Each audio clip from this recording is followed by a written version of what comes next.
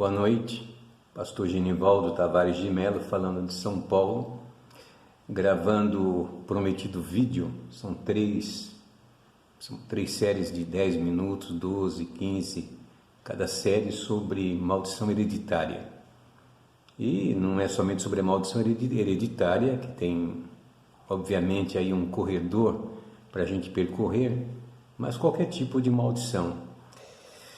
Antes de comentar, eu confesso que me sinto constrangido sempre que tenho que falar sobre determinados assuntos,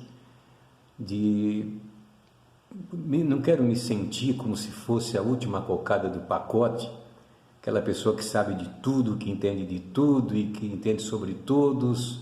Isso não é verdade.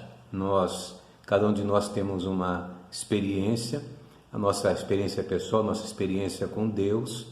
Temos aí muitos pastores no Brasil afora, espalhados aí, muito profundos conhecedores da palavra de Deus. Poderia citar alguns, mas para não cometer injustiça, não é?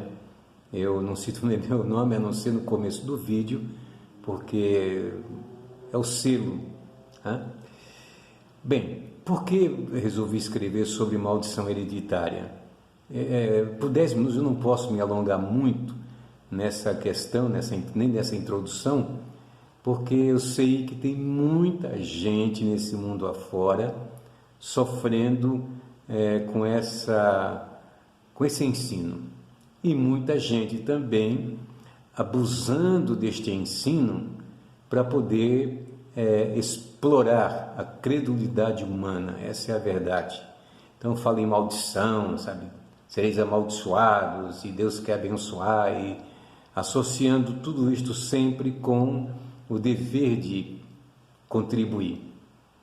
E, logicamente, a igreja vive de contribuições, mas não pode usar desses expedientes, que isso é vergonhoso, é manipulação, manipulatório, e não fica bem. E Deus não aprova isto.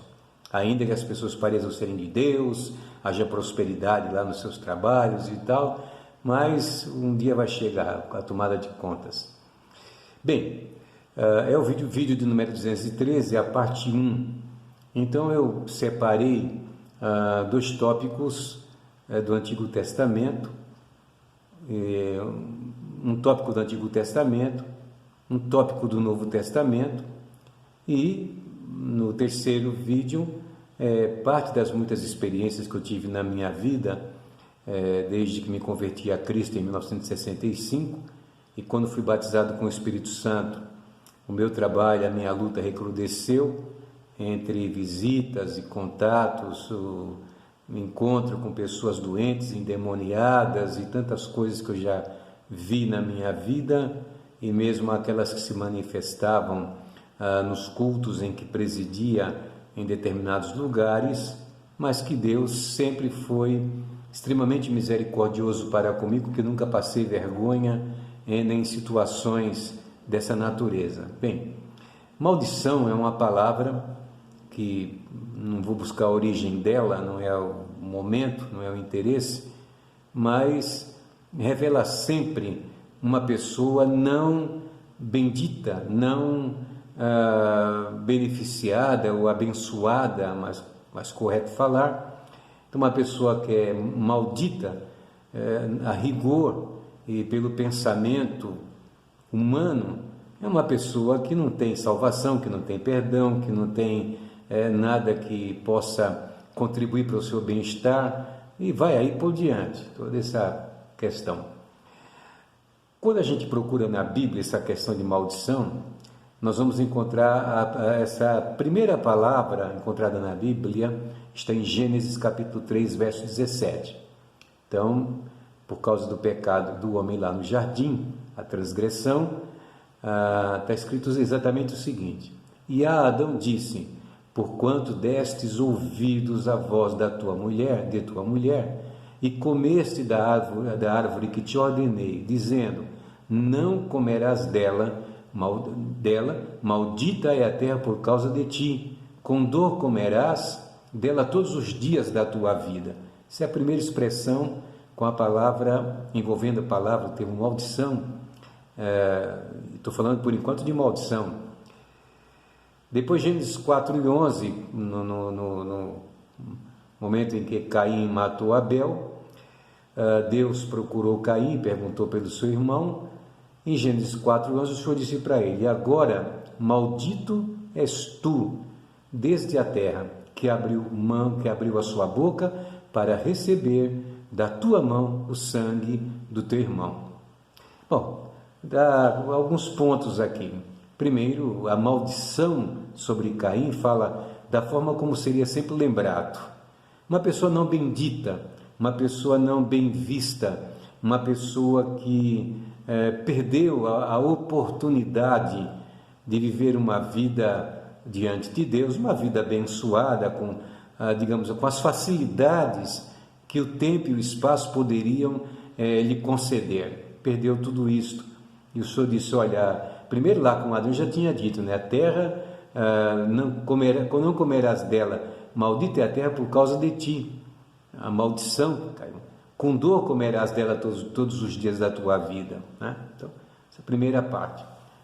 A segunda sobre Caim, dessa maldição, é que ele seria fugitivo e errante. Então, não teria um lugar fixo. Quarto, a sua descendência em Lameque deu início à violência na terra. Então, já tenho aqui uma visão muito ampla, não é, do que significa o termo maldição. Mas, antes de explicar, vamos caminhar um pouco mais.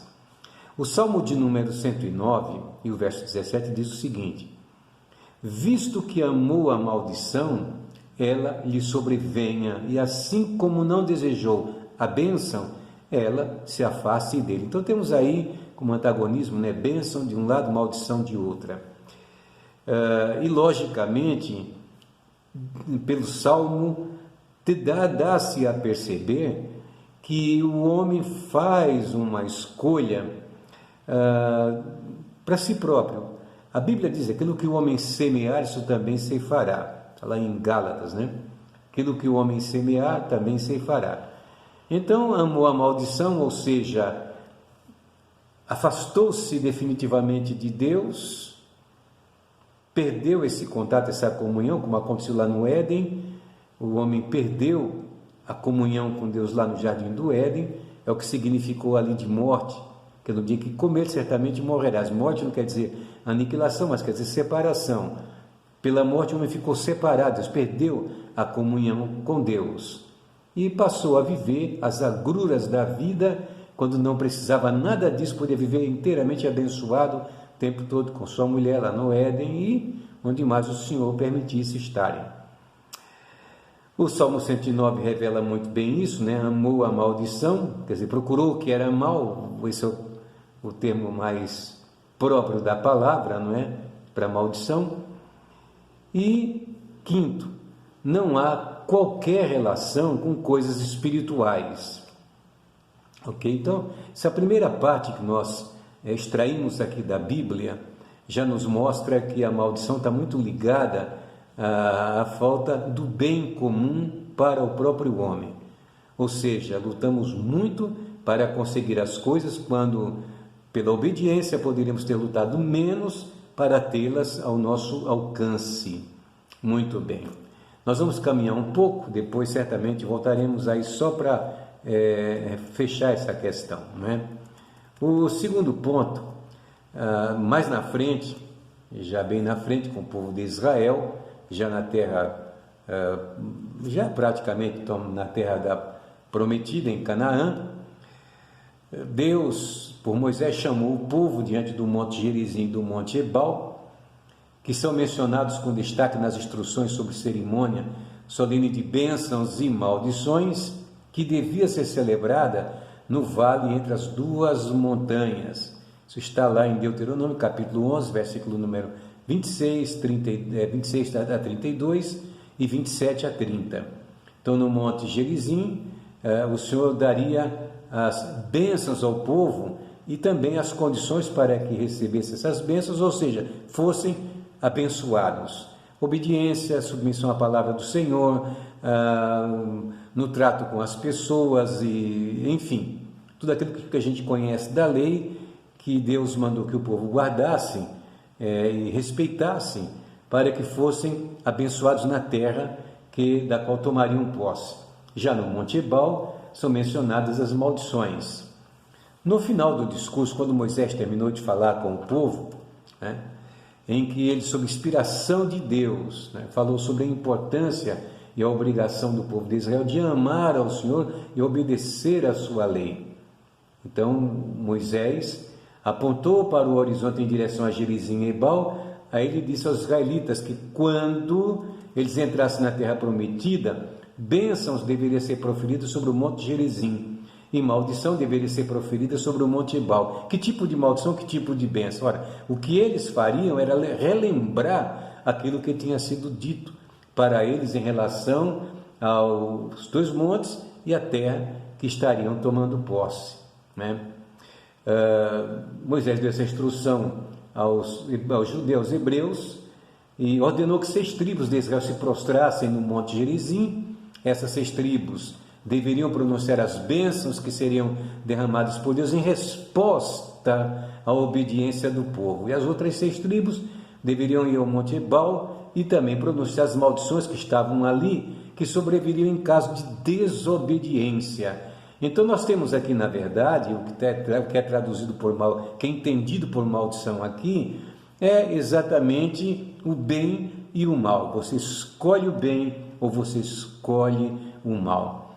Nós temos prova disso hoje, que os homens têm optado, têm escolhido sempre o mal, ou seja, a maldição. Longe de Deus, furtam, roubam, matam, enganam, fazem tudo que não presta, se prostituem. É a maldição, é o que eles escolheram, é o mal que escolheram em relação às bênçãos do Criador, as bênçãos do Senhor. Portanto, as advertências lançadas sobre os 2 montes visavam organizar a vida comportamental do povo com respeito à devida obediência às leis de Deus. A gente viu mais tarde que pelas desobediências vieram muitos castigos e muita gente ficou prostrada lá no deserto por murmurarem, por descrerem. Moisés foi lá no monte falar com Deus, ficou lá 40 dias, 40 noites, eles já fizeram o bezerro de ouro para adoração. Portanto, aí nós temos lá no livro de Números, já pulamos aqui um bom trecho, não é? Em Números 22:6, nós conhecemos bem a história de Balaão e Balaque. Balaque, se sentindo ameaçado pelo povo de Israel, mandou chamar Balaão, um profeta velho e falso, não é? Um péssimo profeta, para que ele proferisse maldição contra o povo de Israel. O terror deles era tão grande, não é? Que eles disseram: vem agora, rogo-te, amaldiçoa-me este povo, veja só, pois mais poderoso é do que eu. Talvez assim eu poderia ferir, lançar fora da terra, porque eu sei que a quem tu abençoares será abençoado, e a quem tu amaldiçoares será amaldiçoado. Mas ele desconhecia uma série de coisas em relação à profecia e ao profeta, ou ao profeta e à profecia. Pois bem, Balaão levantou 7 altares para amaldiçoar o povo do Senhor. E, na verdade, Deus nem queria que ele fosse, mas percebendo o coração dele, o engano do pecado, engano do prêmio de Balaão, que é citado, creio que na carta de Judas, se não me falha a memória, mas está lá no Novo Testamento, em Números 22:12, então disse Deus a Balaão: não irás com eles, nem amaldiçoarás a este povo, porquanto é bendito, não amaldiçoarás. Números 23:8, ele disse para Balaque, como é que eu vou amaldiçoar o que Deus não amaldiçoa, e como é que eu vou denunciar quando o Senhor não denuncia? Então eu quero que vocês percebam, no tocante a essa questão de maldição, de bênção, que elas não estão ligadas às coisas ocultas do mundo espiritual, como alguns tentam sempre se apropriar e jogar esse terror sobre o povo. Jeremias 31:29-30 diz o seguinte: naqueles dias nunca mais dirão: os pais comeram uvas verdes E alguma tradução diz uvas bravas, e os dentes dos filhos se embotaram, mas cada um morrerá pela sua iniquidade, e de todo homem que comer as uvas verdes, os dentes se embotarão. O homem que pecar, isso morrerá. Essa é a palavra. Então terminamos esta primeira parte do vídeo. Não há qualquer relação de bênção, de maldição com coisas espirituais. E até porque, só para a gente concluir, nós vamos ver que muitos povos ali, Deus tinha, não queria conversa com eles. Vários povos cananeus. Mas a gente vê na Bíblia que muitos estrangeiros, dos cananeus, dos povos que habitavam ali, foram abençoados por Deus. Nós podemos citar aí Raabe, a meretriz, podemos citar Ruth, a moabita, podemos citar o general Naamã, que foi curado, podemos citar aquela viúva de Sarepta, que Elias foi lá visitar e foi muito abençoado. Então a questão de Deus em relação ao homem não está ligado a forças espirituais, a coisas desse tipo, mas a questão da obediência e da fé à sua palavra. Terminamos esta primeira parte. Espero ter sido bem compreendido. Vai devagar, leia a Bíblia, Deus vos abençoe.